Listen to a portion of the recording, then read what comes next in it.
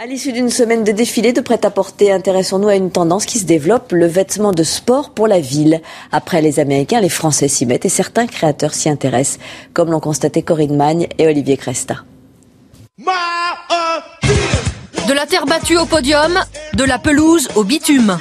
Les légendes du sport, sweat, basket et jogging, promènent leur histoire sur le dos des fashion victimes. 60 bougies pour Adidas et depuis 5 ans, des partenariats avec des couturiers. À partir de 2008, on a un partenariat avec Jérémy Scott. Il s'est amusé à faire une triple languette. Les Américains ont franchi le pas il y a un siècle avec la basket Converse, le confort et le réconfort pour prétexte. Et voilà que le marché français se met à la semelle en caoutchouc et au sweat à capuche.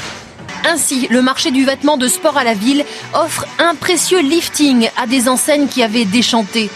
Né en 1948, le coq sportif, il y a 10 ans, n'avait plus de voix. Mais avec un beau retour sur le terrain et une belle entrée dans le vêtement de loisir, plus 40% de chiffre d'affaires en France en 2009, c'est toute la mémoire du sport qui anoblit la mode. De Michel Platini à Bernard Hinault jusqu'à Noah père et fils, ils ont tous gagné avec le coq.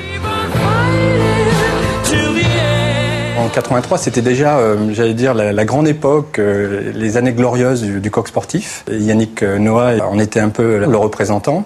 Et c'est un passage de témoin entre l'histoire du père et la nouvelle histoire du coq à travers son fils. Et les héritages sont nombreux. Ici, le petit-fils de Marcel Cerdan a retrouvé dans les archives une ligne de vêtements conçue par son grand-père. Il va porter sur toute l'année 48 pas mal de produits qu'il a développés avec son équipementier. Et le fait de rééditer une collection que lui-même avait supervisée et éditée de son vivant, on trouvait que c'était le plus bel des hommages. Donc c'est ce qu'on a mis en place. Le sportswear travaille son style, exploite la mode du vintage et ici l'important, c'est de gagner.